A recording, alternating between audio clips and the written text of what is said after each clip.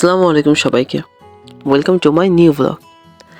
আশা করি আল্লাহর অশেষ রহমতে আপনারা সবাই ভালো আছেন এবং সুস্থ আছেন। এবারে আমাদের দ্বিতীয়বারের মতো যাত্রা ছিল সুন্দরবন। এক্সামের পরপর কোথাও ঘুরতে যাওয়ার ইচ্ছা ছিল, কিন্তু কোথায় যাব ঠিক করতে পারছিলাম না। তাই সবাই মিলে ভাবলাম একটা ভালো রিফ্রেশমেন্টের জন্য সুন্দরবন মন ভালো করার মতো একটা জায়গা। তাই এক্সাম শেষ হতেই সুন্দরবন যাওয়ার উদ্দেশ্যে বের হয়ে পড়ি। এবারও যেহেতু লঞ্চে যাওয়ার প্ল্যান করেছি, তাই লঞ্চে ওঠার আগে ক্লান্তি দূর করার জন্য চা খেয়ে নিয়েছিলাম। দেন 10 থেকে 12 ঘন্টার একটা লং জার্নি করতে হবে বিধায় দুপুরে লাঞ্চ এবং পানি পার্সেল করে নিয়েছিলাম। লঞ্চে আমার ভ্রমণ করার এটাই দ্বিতীয়বারের মতো অভিজ্ঞতা ছিল, তাই প্রতিটা মুহূর্তই খুব এনজয় করছিলাম।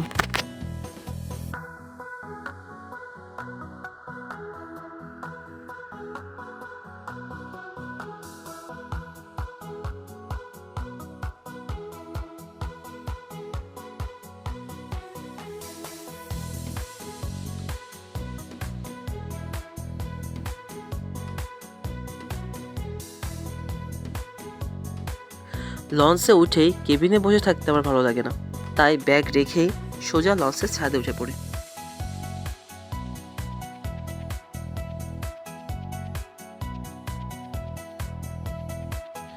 উপর থেকে চারপাশের পরিবেশটা খুবই মনোমুগ্ধকর লাগে।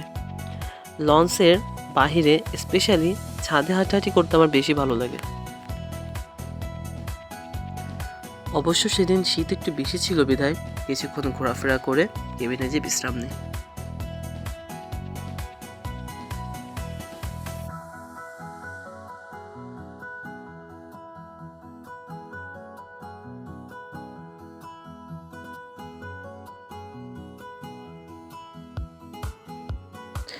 সেদিন অনেক সকালে ঘুম থেকে ওঠার কারণে কেবিনে এসেই ঘুম পাচ্ছিল, তবে আমরা তিনজন এক জায়গায় থাকলে ঘুম কখনোই সম্ভব নয়। আর সত্য কথা বলতে এই 10-12 ঘন্টার জার্নি আমরা তিনজন না ঘুমিয়ে কাটিয়েছি। Because when we three are in one place, it is never possible to get tired.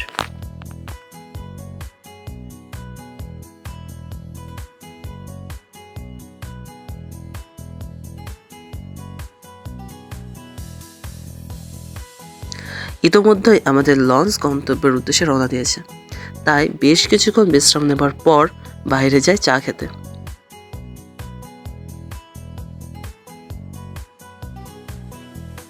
আমি জানি না অন্য সবার কাছে লঞ্চের চাটা কেমন লাগে, তবে আমার কাছে বেশ ভালো লাগে।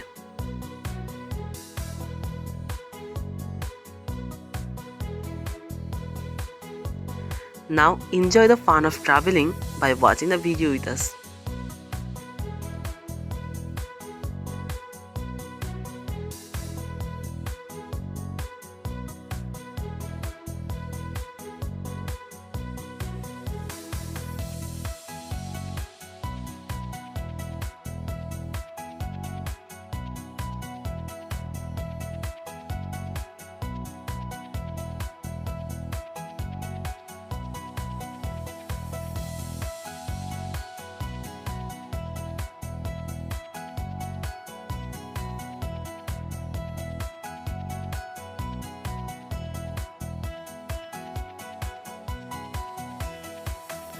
প্রায় সন্ধ্যা হয়ে গেছে, আর এখন আমরা সুন্দরবনের মধ্য থেকেই যাচ্ছি।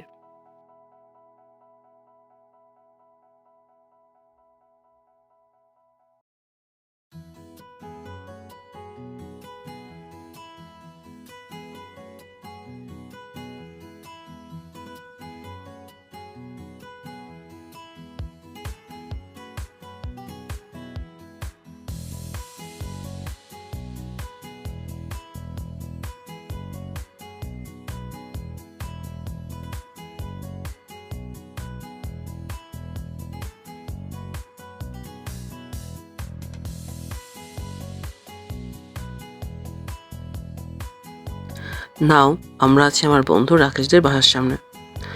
ওদের বাসা একদমই সুন্দরবনের পাশে, তাই হাতে 2-3 দিন সময় নিয়েই গিয়েছিলাম বনটাকে ভালোভাবে দেখার জন্য এবং উপভোগ করার জন্য।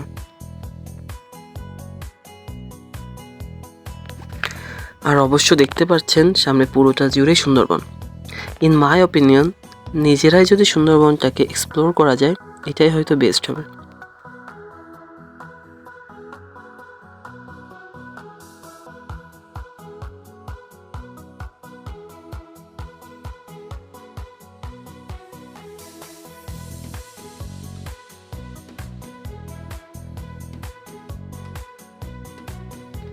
এখানে বসে আমরা একটা রিল্যাক্সিং সময় পার করছিলাম।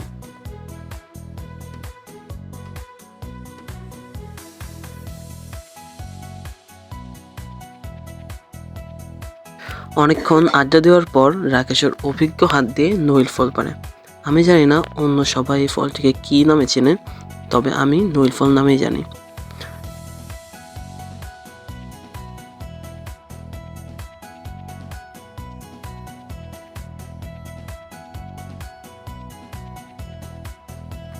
বাট ফলটা এতটাই টক ছিল যা আমার ও প্রান্তর মুখের এক্সপ্রেশন দেখলেই বুঝবেন।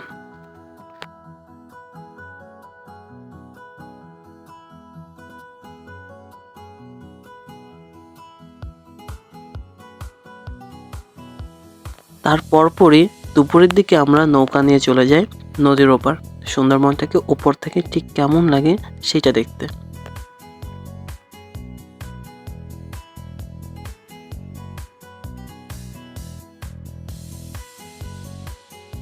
আমার মনে হয় প্রান্ত একটু বেশি এক্সাইটেড ছিল, যার কারণে রাকেশকে টেনে উপরে নিয়ে যাচ্ছিল।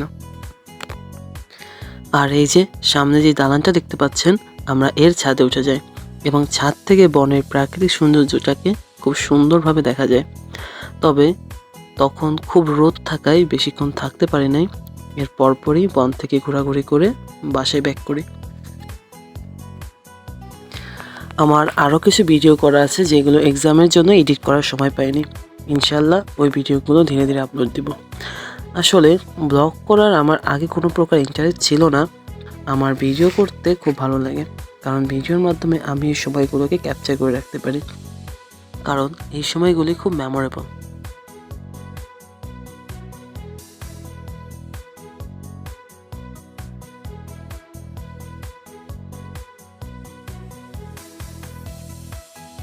সন্ধ্যার দিকে নদীর পাড় থেকে একটু হাঁটাহাঁটি করছিলাম।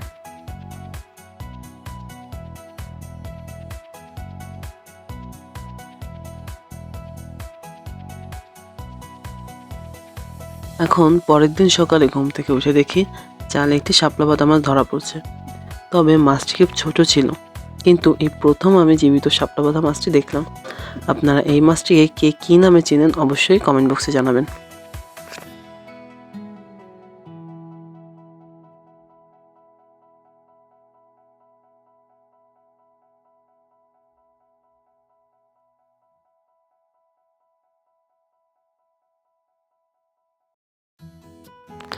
এরপর বন্ধু রাকেশ তার আরও এক প্রতিভার কথা বলল, যেও গাছে উঠতে পারে।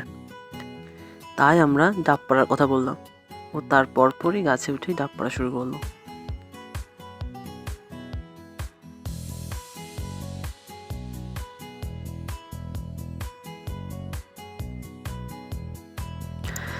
দেন আমরা সবাই মিলে নিজেরা ডাব কেটে খেলাম। ডাবটার পানি কিন্তু অসাধারণ মিষ্টি ছিল।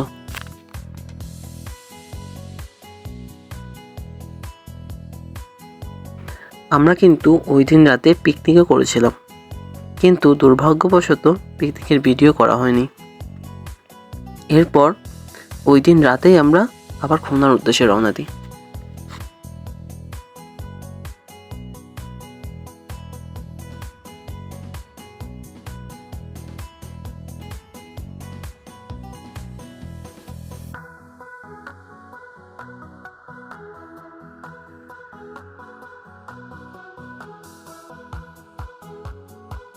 আমার সম্পূর্ণ ব্লগটি আপনাদের কাছে কেমন লাগলো অবশ্যই কমেন্ট বক্সে জানাবেন।